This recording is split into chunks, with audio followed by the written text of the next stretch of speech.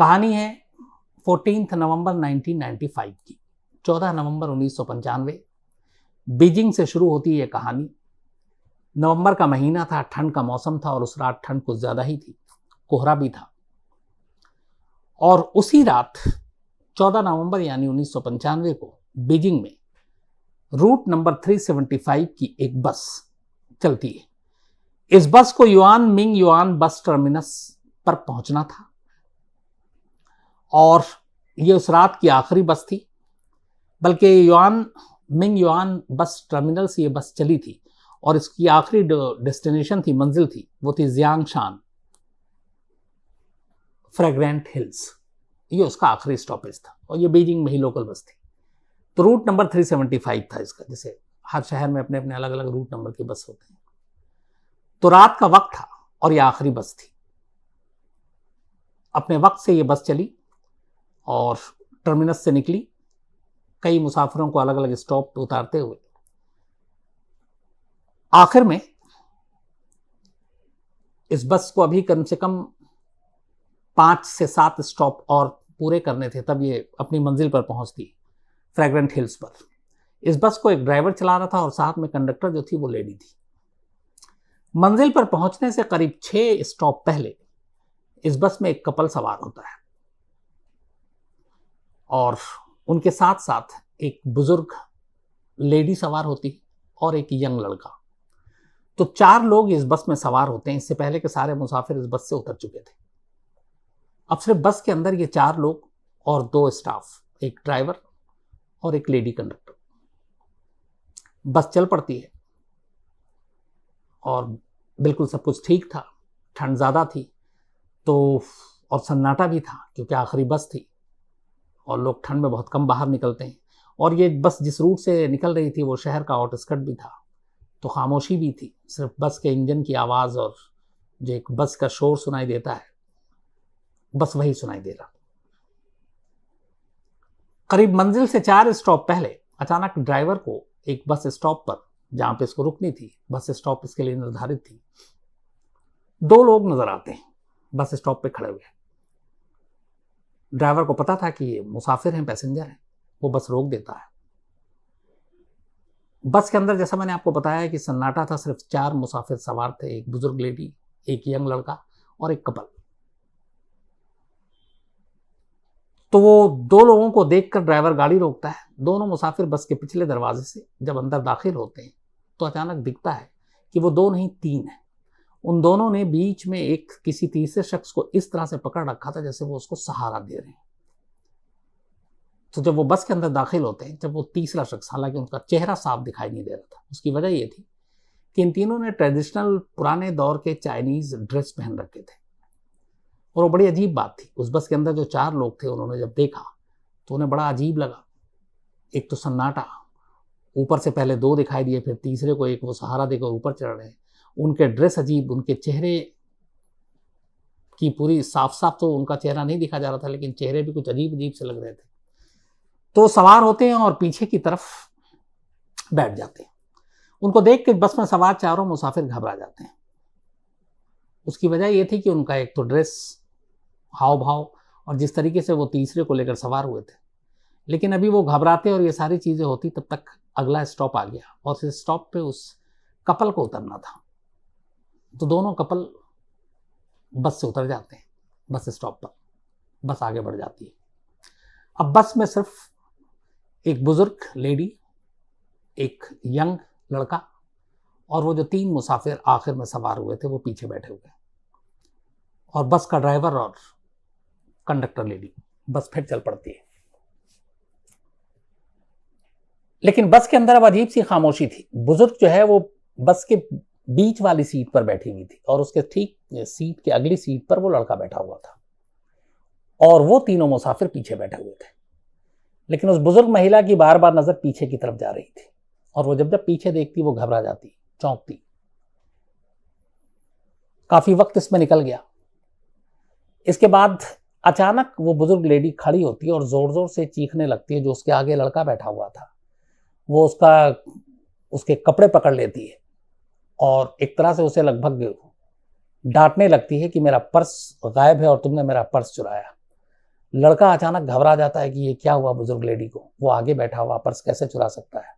लेकिन वो चीखती है, वो उससे लड़ने लगती है। थोड़ी देर के बाद लड़के को भी गुस्सा आता है, वो भी लड़ने लगता है कि मैं चोर नहीं हूँ। ये माँ जो दोनों के बीच झगड़ा हो रहा था, इसकी आवाज़ कंडक्टर और ड्राइवर तक जाती है। कंडक्टर पीछे आती है, पूछती क्या हुआ, तो बताती है कि इसने मेरा पर्स चोरी किया है, और दोनों लड़ रहे हैं। इससे फिर वो जो बूढ़ी औरत है वो कहती है कि अगले स्टॉप पे आप बस रोको, मुझे पुलिस में कंप्लेंट करनी है, पुलिस को बुलाना है, और मेरा पर्स इसने चुराया और मुझे इसको पुलिस के हवाले करना है। वो दोनों समझाते हैं, कंडक्टर और उधर आगे से ड्राइवर भी, लेकिन बुजुर्ग लेडी मानती नहीं और इसी जिद पे अड़ी थी कि बस अगले स्टॉप पे रोको, मुझे पुलिस को इन्फॉर्म करना है। आखिरकार ड्राइवर को भी गुस्सा आता है और अगला स्टॉप जैसे ही आता है वो बस को रोक देता है। जैसे ही बस रुकता है, बुजुर्ग लेडी उस लड़के का हाथ पकड़कर उसको नीचे उतारती है। दोनों नीचे उतर जाते हैं, बस आगे चली जाती है। लड़का गुस्से में कहता, रात के वक्त ये आखिरी बस थी और आपने मुझे यहां उतार दिया, अब यहां पुलिस स्टेशन कहाँ है? तो बूढ़ी औरत कहती है कि यहां कोई पुलिस स्टेशन के लिए मैं तुमको उतारी नहीं हूं, मैंने तुम्हारी जान बचाई है। लड़का गुस्से में था, बोला आपने मेरी कैसे जान बचाई, मुझे क्या हो रहा है, मुझे क्या हुआ है, आपने मुझ पर चोरी का इल्जाम लगाया। उसने कहा मेरे पास कोई और रास्ता नहीं था, मुझे बस से उतरना था और बस से इस तरह से उतरना था कि किसी को शक ना हो, खासतौर पर वो जो 3 पीछे मुसाफिर बैठे थे, और इसीलिए मैंने ये सारा झूठ बोला, ड्रामा किया कि मेरा पर्स चोरी हुआ। तुमने कोई चोरी नहीं की है, मुझे अपने साथ तुम्हें भी बस से उतारना था क्योंकि मुझे तुम्हारी जान बचानी थी। लड़का पूछता है कि ऐसी क्या बात हो गई? तो वो कहती है कि जो 3 मुसाफिर अजीब से हुलिये में पीछे बस में सवार हुए थे एक बस स्टॉप पर, तुमने देखा था? उसने कहा हाँ देखा, अजीब थे। बोली मेरी नजर उन्हीं पर थी लगातार जब तक वो बैठे हुए थे, और बीच में अचानक मैंने देखा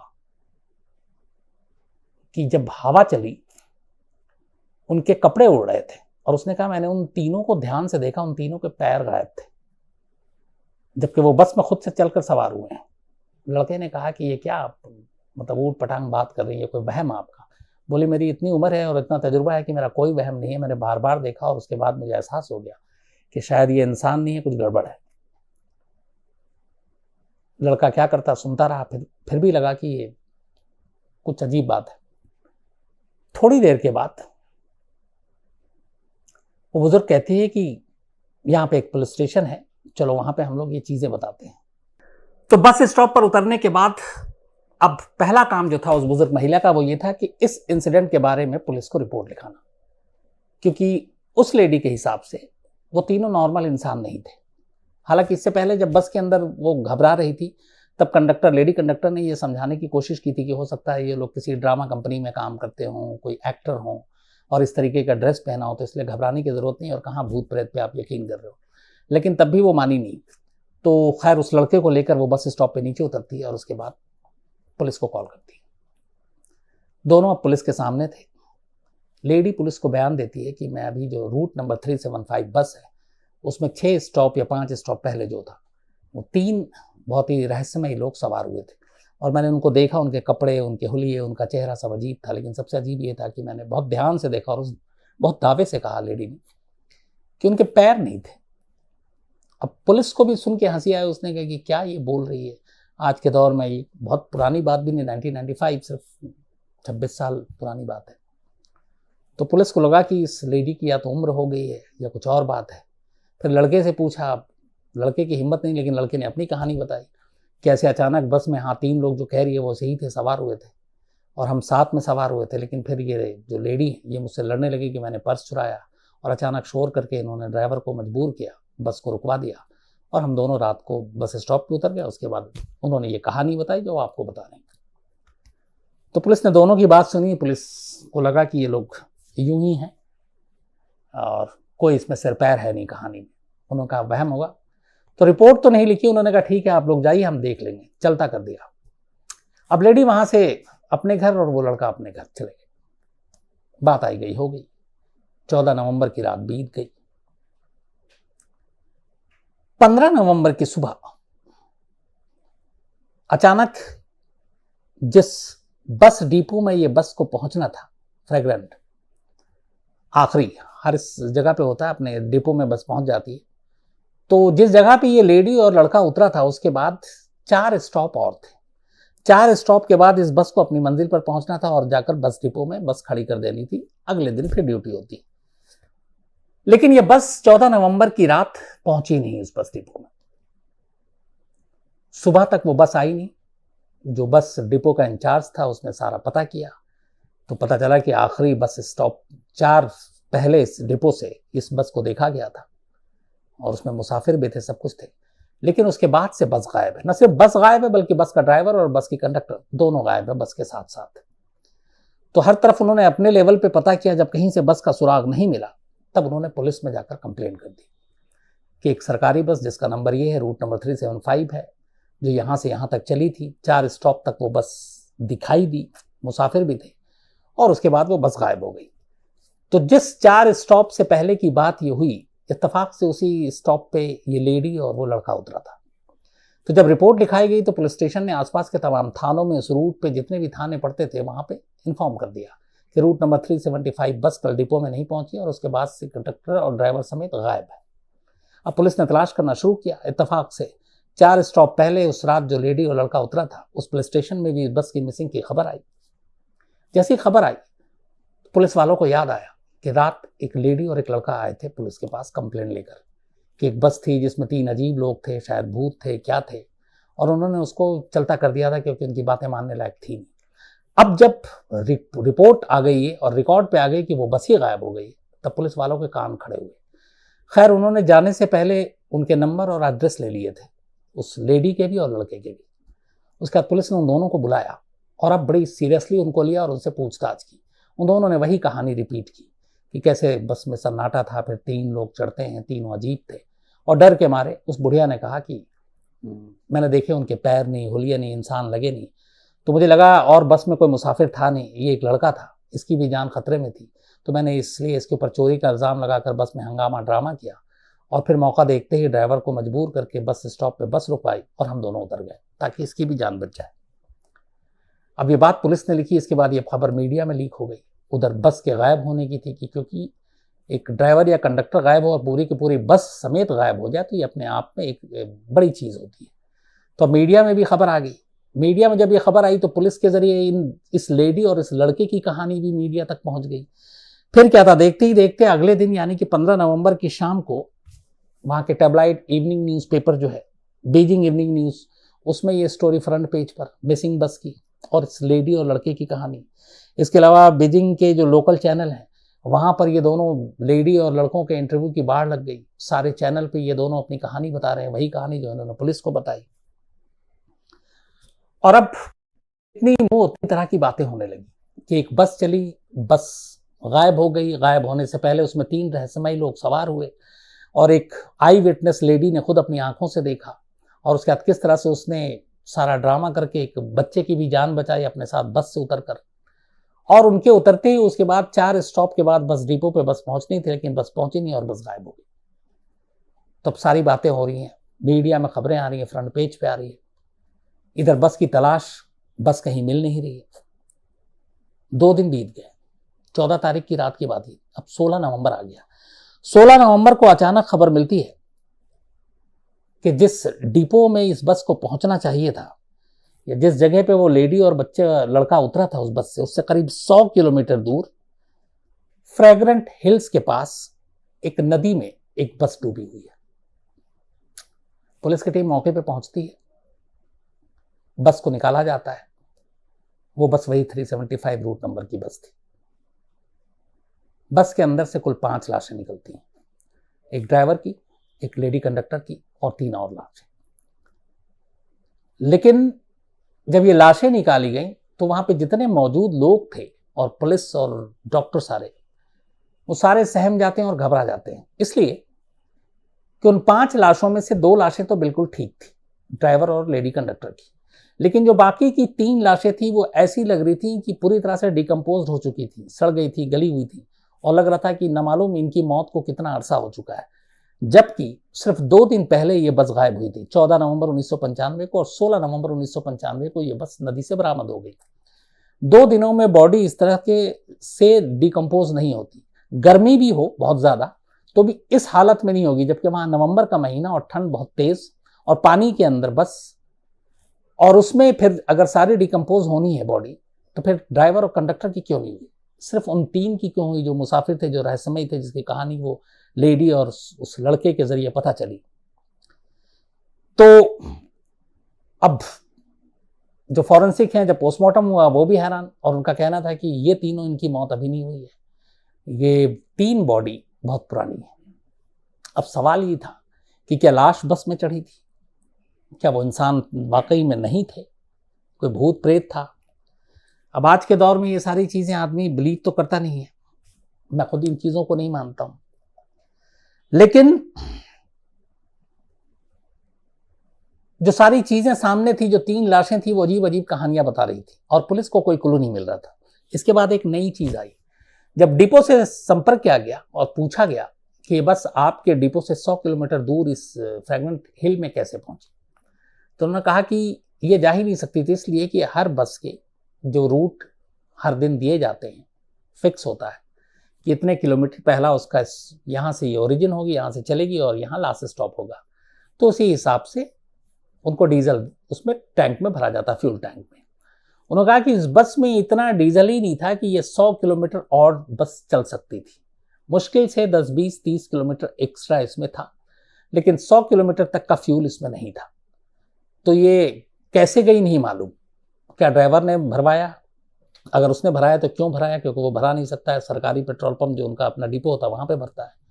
तो जब ये बात पुलिस और एजेंसी, जो इन्वेस्टिगेटिंग एजेंसी थी, उनको पता चली, तो उन्होंने फिर उस बस के फ्यूल टैंक को खोलकर चेक किया।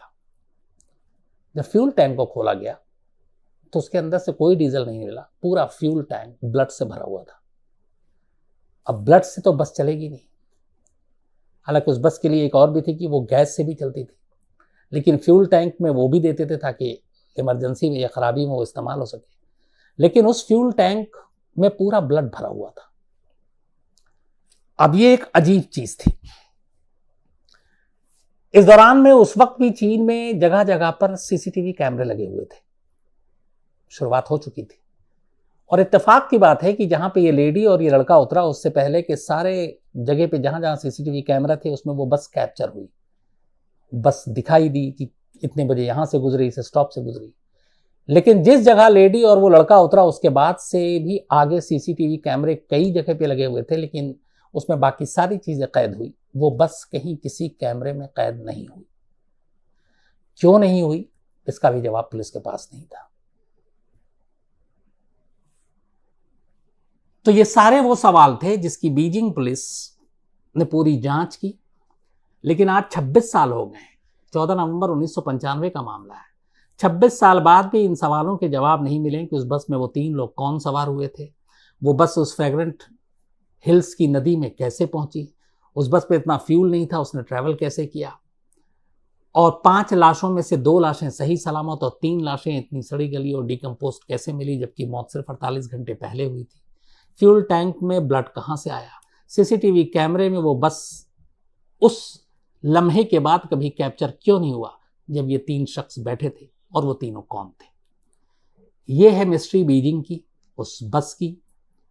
और आज भी इसके बारे में वहाँ बातें होती हैं, और कहते हैं कि इसके बाद उस वक्त कई महीनों तक लोगों ने रात को उस रूट पर ट्रैवल करना छोड़ दिया था, बल्कि रूट नंबर 375 को तो एक तरह से भुतहा ही घोषित कर दिया था कि 375 बस नंबर देखते ही लोग डरते थे और उस बस में चढ़ते ही नहीं थे, और कोशिश करते थे लोग कि सूरज डूबने से पहले ही अपने अपने मंजिल तक पहुंच जाए, रात को ट्रैवल ना करें। उसकी दहशत कई बरसों तक आने वाले में रही, इस एक इंसिडेंट की वजह से, रूट नंबर 75 की वजह से। लेकिन दहशत धीरे धीरे कम हुई, लेकिन सवाल और रहस्य आज भी वही है, जवाब आज भी नहीं मिला है। और पुलिस रिकॉर्ड में ये सारी चीज़ें, बीजिंग की पूरी पुलिस रिकॉर्ड में है, बस की मिसिंग की, उस लेडी और उस लड़के के बयान, उनके वहाँ के न्यूज़पेपर में दिए गए बयान, उनके इंटरव्यूज़, जहाँ से लाशें मिली, पोस्टमार्टम की रिपोर्ट, ये सारी चीज़ें आज भी एक लीगल दस्तावेज के तौर पर है। बस नहीं है तो वो ये कि आखिर वो 3 रहस्यमय लोग कौन थे, ये बस नदी में कैसे पहुंची, और 5 में से 3 लाशें इतनी डिकम्पोज कैसे हो गई, और 2 लाशें सही सलामत कैसे थी। तो ये थी कहानी आज की। कल आपसे मुलाकात होगी रात 9 बजे किसी नई कहानी के साथ। तब तक